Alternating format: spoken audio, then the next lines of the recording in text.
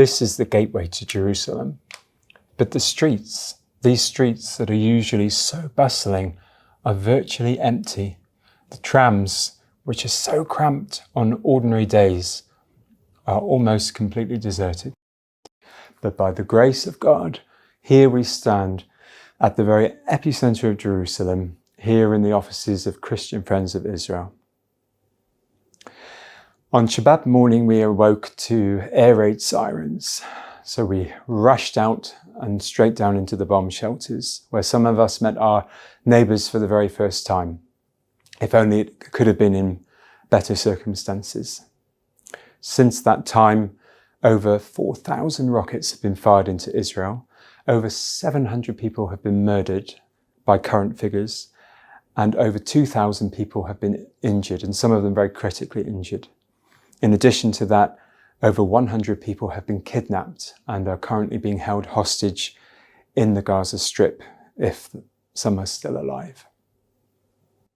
We have witnessed some of the worst depravity that human nature can provide. At this time, we want to continue to stand shoulder to shoulder with the people of Israel.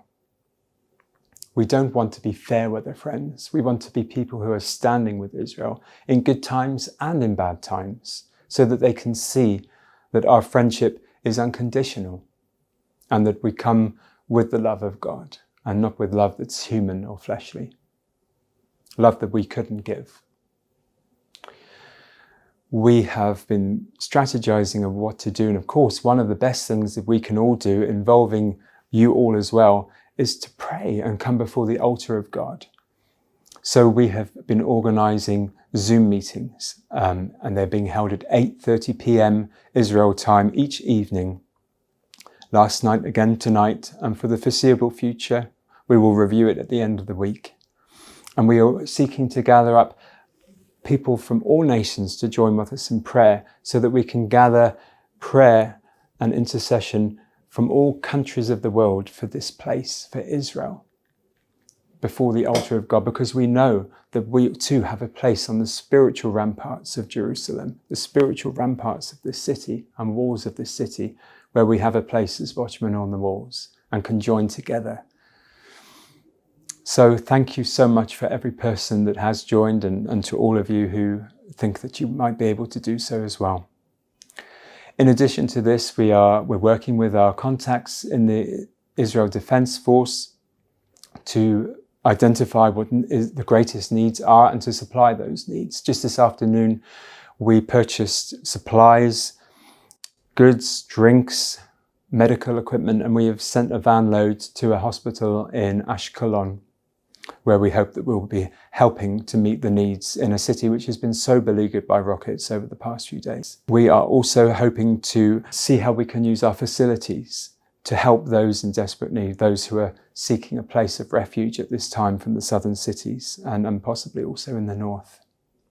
So more on that in the coming days. I want to just share a scripture with you from Psalm 115 to remind ourselves of where our help comes from. And it says, "O Israel, trust in the Lord. He is their help and their shield. O house of Aaron, trust in the Lord. He is their help and their shield. You who fear the Lord, trust in the Lord. He is their help and their shield." And we know that our Adonai is indeed the Magen Yisrael, the Shomer Yisrael, the shield of Israel, the one who covers Israel with his wings, even beyond Iron Dome and beyond the IDF. It's our God that we look to.